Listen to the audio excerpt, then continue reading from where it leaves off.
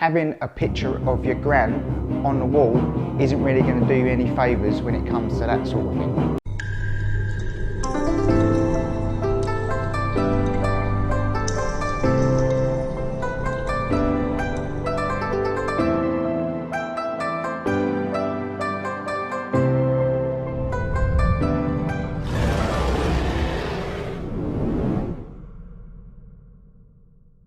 How you doing, people? It's Mark Jensen here from Holistic Feng Shui, and today I'm going to talk to you about bedroom feng shui, but more importantly, how to get better sleep. Now, most of those gurus out there will share different things about changing and adapting and enhancing the actual space within your bedroom so that you get better sleep.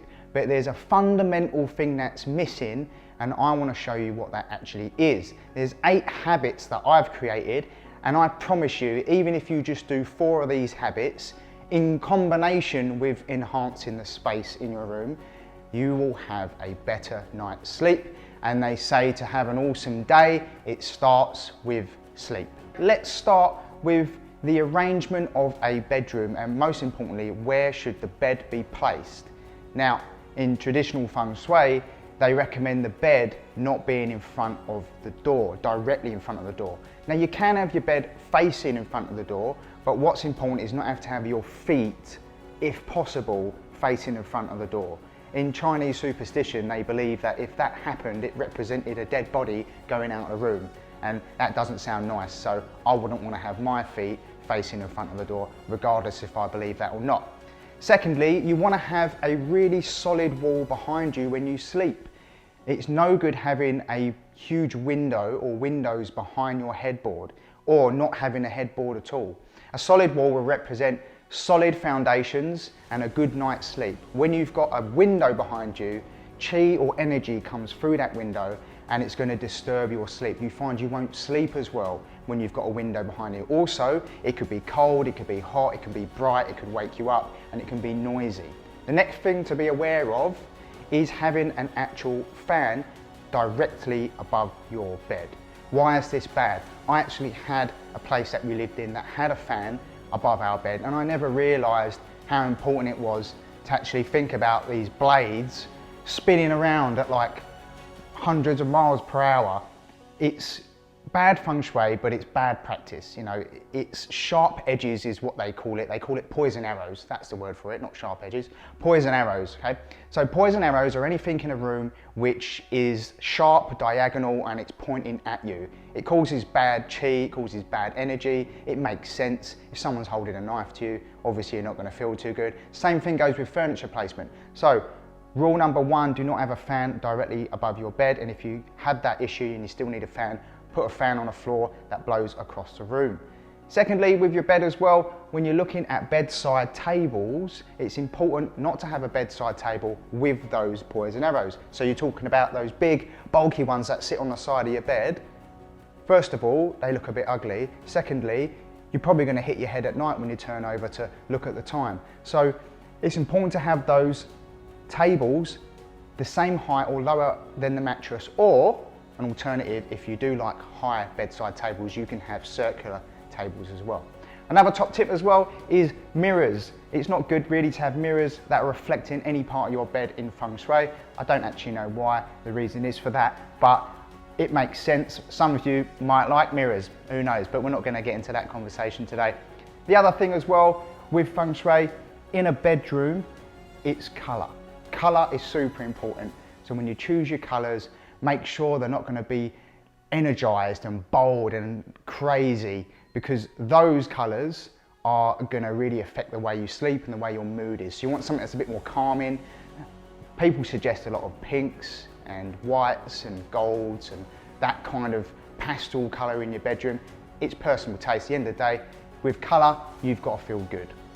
Another thing as well to avoid in your bedroom, I know I'm going through a lot of don'ts here, but it really is to avoid these things that we take for granted and we don't really think about, is actually having family photos within a bedroom space. Reason being is that bedroom is your sanctuary for sleep. It's your sanctuary for you and your partner. So having a picture of your gran on the wall isn't really going to do you any favours when it comes to that sort of thing. At the end of the day, it's up to you if you want to decorate your room in all leather or however you fancy, whatever floats your boat. But what's important in bedroom feng shui, it's to create a place, a sanctuary for you to go in, rest, relax and recharge your energy so that you can have a really good night's rest, or a room that you can go in and actually rest at any part of the day. So there you have it. That's the arrangement of your actual bedroom feng shui style, and that's the concepts and principles around it to actually help you enhance the mood of the room, the environment of the room, and get an actual better night's sleep. But now is the important part. What do you actually do before you go to bed that's going to guarantee you a better night's sleep? Here are my 8 habits. Number 1, eat dinner early. I know it sounds a bit crazy. Some of you can't control that. Sometimes you work late, you get home late, but where possible, eat dinner early. And if you can't eat dinner early, then try and eat your calories, the majority of them, throughout the day.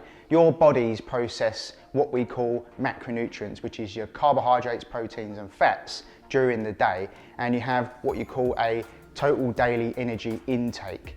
That is what represents the amount of calories that go in your body. And when it comes to nighttime and sleeping, if you're eating and loading your body with energy and carbohydrates, you're not going to sleep well. Plus, all the food's going to sit in your stomach, and when you lay on your side, you're going to get acid reflux and indigestion and all those horrible things that you don't want when you go to bed. So try to eat either early, 2 to 3 hours before you sleep, or a very light snack before you go to bed if it's a must. Number 2, avoid alcohol. It's a tough one. I know we all enjoy a glass of wine or a beer. Sometimes we've had a long day, but think of it this way. Alcohol is a carbohydrate, right?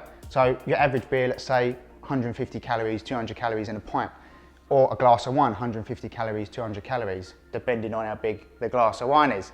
If you're having this drink before you go to bed, some people may believe, okay, if I have a glass of wine, it's going to help me sleep better. But actually it doesn't, because what it does, it processes energy in your body, and the sugars within the alcohol need to be processed. And what happens is that you end up having a rough night's sleep, because it's like eating a meal before you go to bed. Also, you're going to dehydrate as well, and you'll find that you wake up in the middle of the night needing a drink, which disturbs and interrupts your sleep. So where possible, avoid alcohol before bedtime, or if you're going to have a glass of vino, have a big glass of water before you go to bed. Go for a toilet break before you go to sleep as well. That way it's not disrupting your sleep during the night. Number 3, this one is an interesting one. Turning your screens off before you go to sleep. And a lot of you would know this already, but here's the reason why it actually is important. So we've got iPhones, we've got iPads, TV screens, LEDs everywhere. All of these things suppress the production of melatonin. Melatonin is something in your body, a chemical in your body, which helps you sleep. And without that, you're not going to sleep very well. So it's important to turn your screens off before bed. Stop going through Facebook or watching late night TV. Read a book, do something different, or just sit there and relax before you go to bed. So rule of thumb, screens off around 30 to 60 minutes before you hit the pillow. One of my favourite ones is tea before bed. I love a cup of tea, and it's important to have something that's not alcohol. So tea replaces the alcohol, in my opinion. Tea before bed not only helps you hydrate, but it's also going to give you a bit of a relaxation time. So when you're drinking that cup of tea, you're in stillness, calmness, you can talk about your day. Have a cup of tea before bed, but most importantly, have something that doesn't have that caffeine that's going to disrupt your sleep. So a non-caffeine tea is going to do just fine. The next one here, what am I on? Number 6, 5, 6, 7. Brain dump. Brain dumping is something that is an awesome habit to do, I would say. Now, you can do this as many times a day as you want, but it's really good to do it morning and evening. So if you can practice those things, you'll find that you can offload all of the junk that's in your head onto paper. Traditionally, notepads is what I've always used, and that really helps you just dump all your thoughts of the day, all the actions you've got to do the next day onto paper. And you don't have to think about it, you can relax, you can go to bed. A really good app that I use on the Mac is called MindNode. You can try it, there's loads of free apps out there. See how you go, try brain dumping. Number 6 is meditation. What is meditation? Well, simply, meditation is being aware of your thoughts and not judging those thoughts as well. So just observing them without any judgment, but also being able to let go of the emotions attached to the thoughts. With meditation, there's no right or wrong way to do it. It's just practice, practice, practice, practice, and doing it before you go to bed will ensure you get a really good night's rest. With meditation, simply just focusing on the breath is a really good way to start. If you do meditate before you go to sleep, you will find that your mind will let go of all those thoughts and you can rest in a more peaceful environment, not just physically, but up in your head as well. Let go of it, try a bit of meditation. I've tried it, it works for me. I try and practice it every day. It's something that might work for you. Number 7, sleep in clean bedding. Why is that important? You don't want to sleep in a dirty bed. I recommend, I change my bed every week without failure. Bed, linen, bang, done, gone, new ones on there. The reason why is because sleeping in a clean bed can actually help you sleep better. There was a study done by the National Sleep Foundation showed that 19% of people slept better when they had clean bedding. Just think about your body releases oils, dirt, grime, all of that stuff in your bed. It's so nice when you get into a really clean bed. It's like you going into a hotel and you get there on the first night and you get into that bed and it's like, oh, I've had the best night's sleep ever. That is the feeling you can get at home. So treat your bed like a hotel bed, you know, get it done nicely, present it nice, get in there, nice.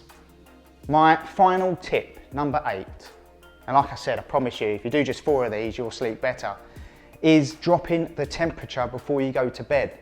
Now, some of you might not be able to do that, but if you think about our bodies, going back to caveman days, let's say we didn't have, you know, all the insulation that we have now, our bodies are actually programmed to sleep while natural temperature drops and the environment outside naturally drops its temperature during the night, which should be your home. And what happens is we blast the heat in, for those of you who are living in a cold country, you know, it affects our sleep because we get too hot, we get uncomfortable.